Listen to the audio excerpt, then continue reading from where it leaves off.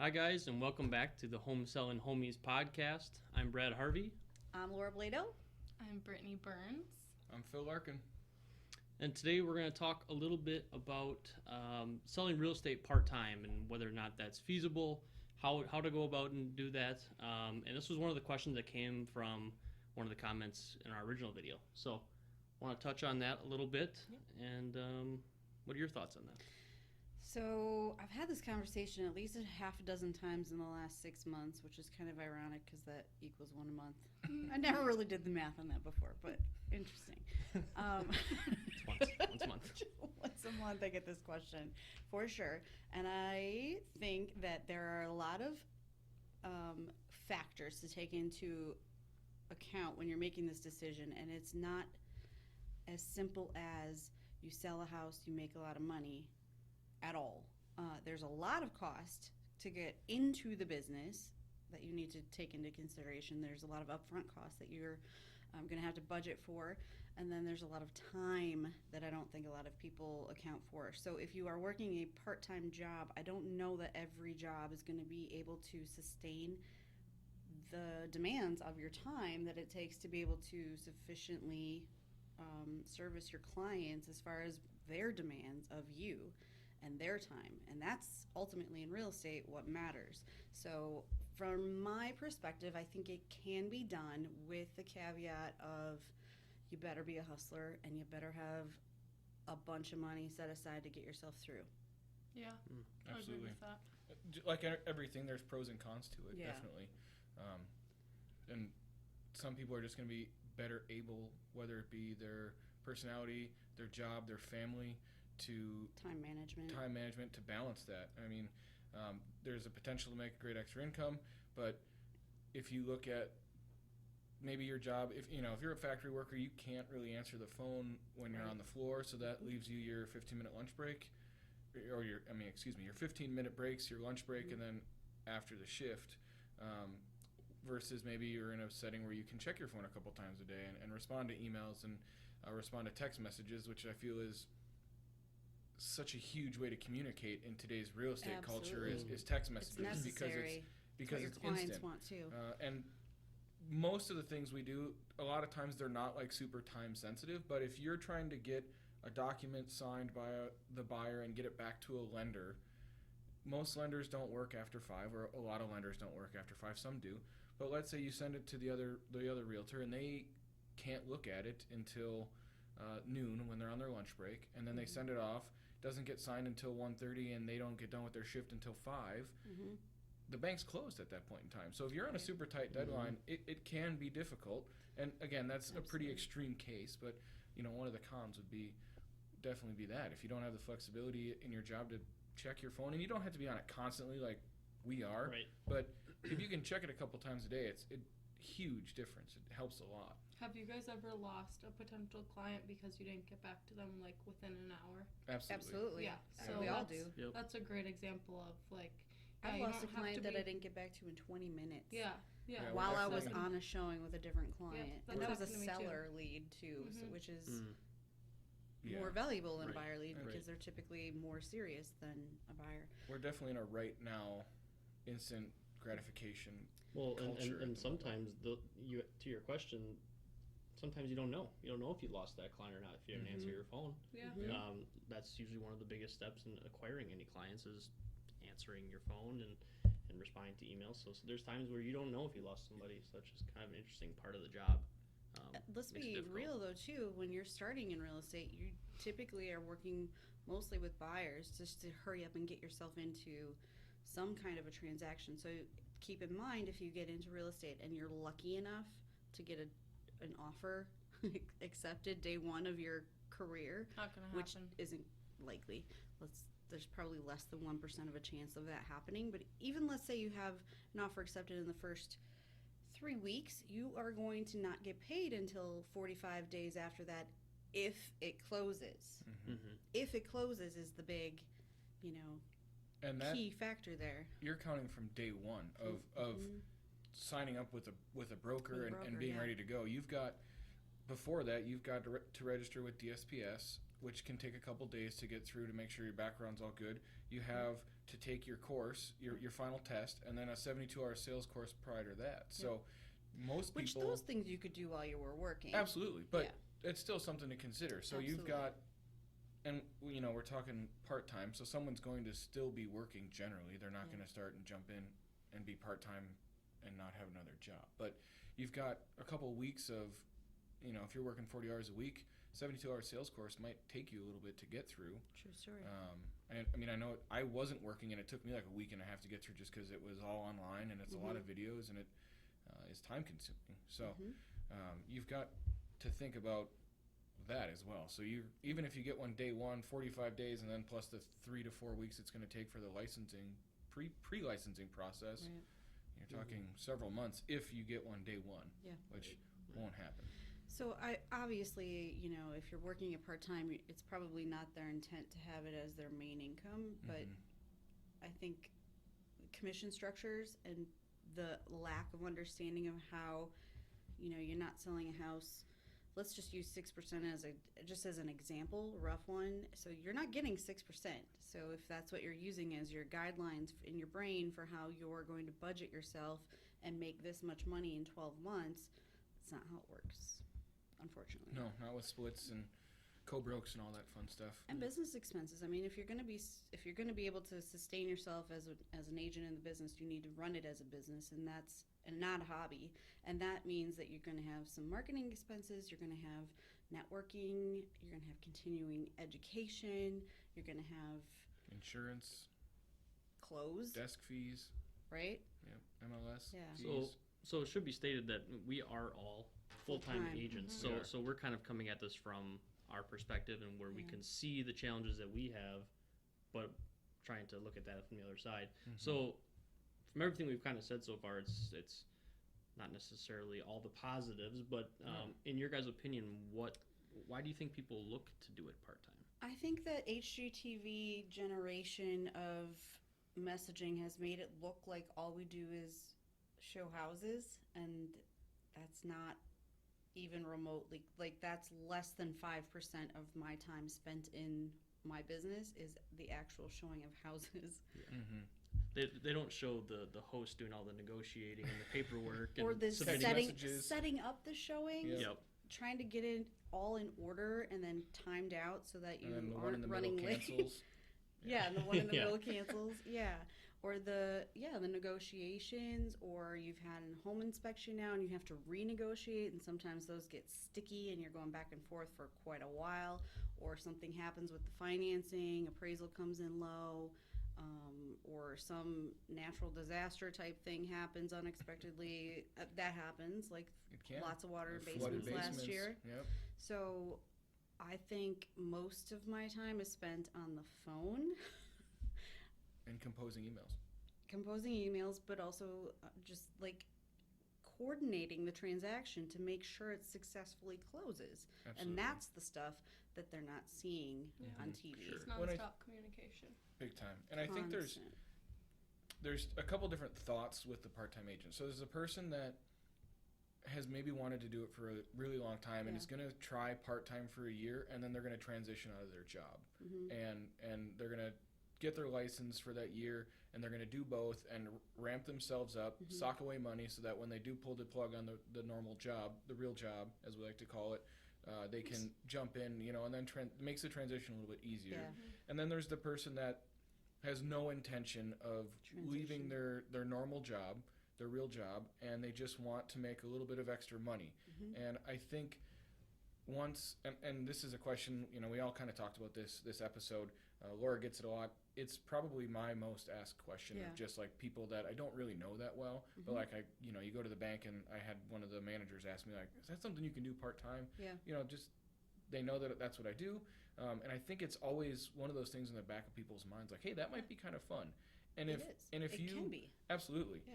and if you go into it, it's all about managing expectations. I think if you go into it and you're like, you know what, I don't expect that I'm going to be able to get rich doing this as a part-time job, which you're not going to be able to. You can't put the time in to make hundreds of thousands of dollars doing it part-time. That's just not realistic. But if you go into it thinking like, if I can make an extra $5,000 this year, or if I can pay for my vacation or use it as my fun money, like that's going to be me and my spouse's fun money, or that's going to pay for my truck, something like that is a lot more realistic. You know, Sure. then you're Yeah. not, if you're not advertising to the masses and you're going to work friends and family and really just do it on a toned down version, I think it's a lot more realistic. And you're looking at it as, hey, if I do 3 deals this year, I'm going to be pretty happy.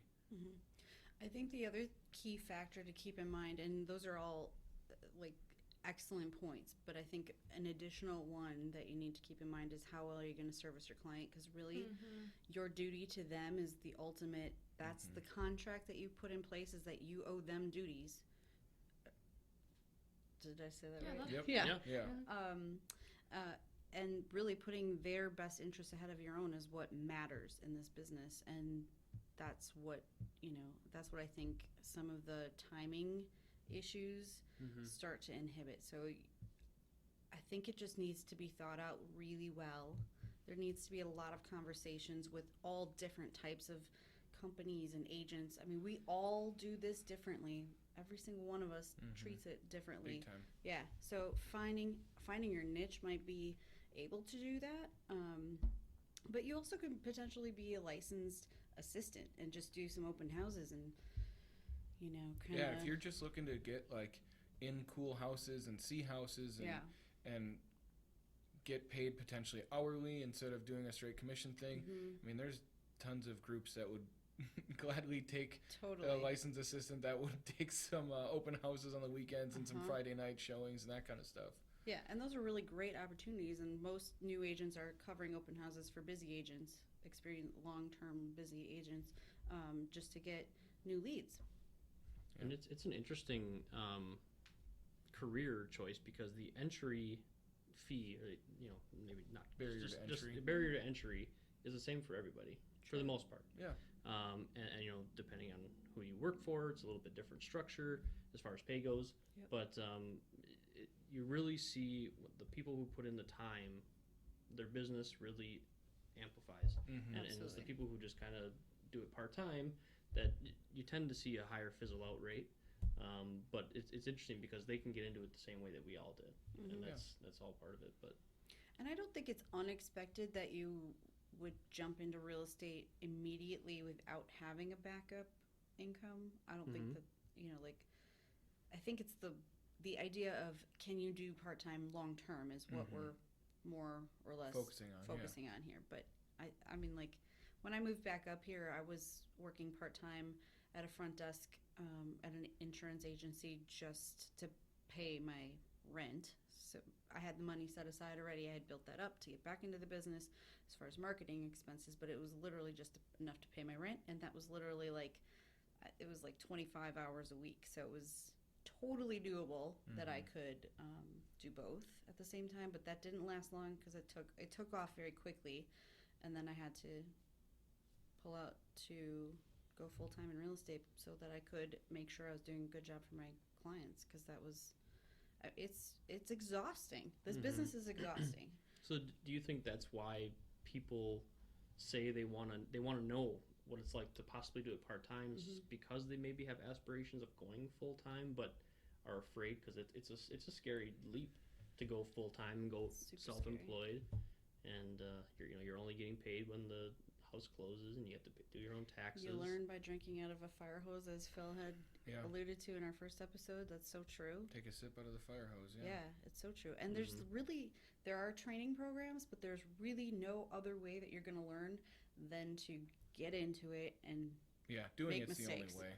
Yeah, make mistakes, fall forward fast, fail forward fast. Fail forward. But is- Brad brought up a good point. Like, why are people saying part-time versus saying, do you think it's a good job to do full-time? I think everyone has this, and everyone has hobbies. Like, everyone likes stuff. Everyone watches TV and sees something that they like.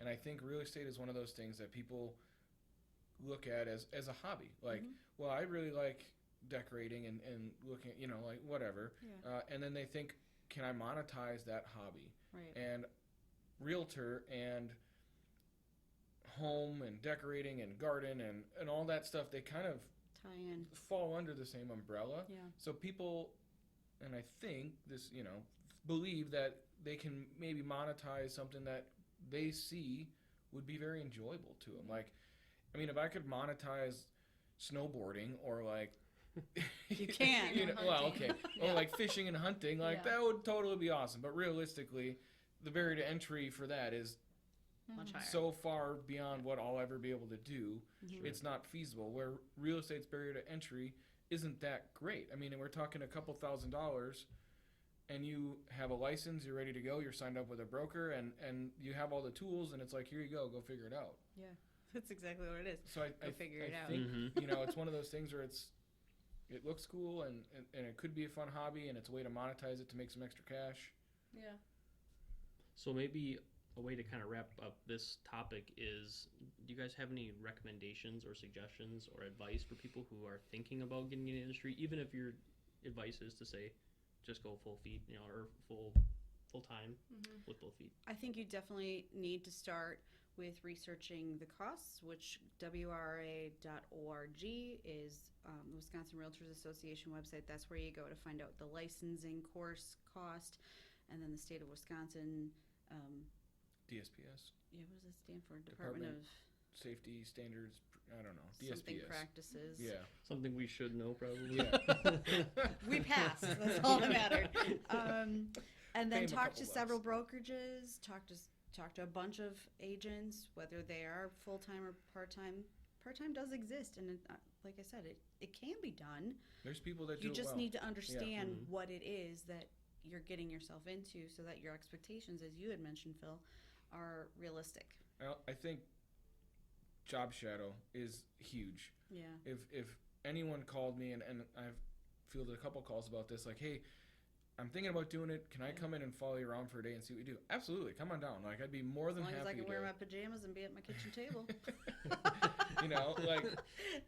And that kind of shows, you're sitting in front of your computer for 6 hours and you're responding to emails and answering the phone and it's going crazy. And then it's like, hey, we're going to a showing right now. Get in the car and you drive over there. And it's like, oh, we're going to another one. We got to go pick up this. And Mhm. I think that's Lots of it's car time.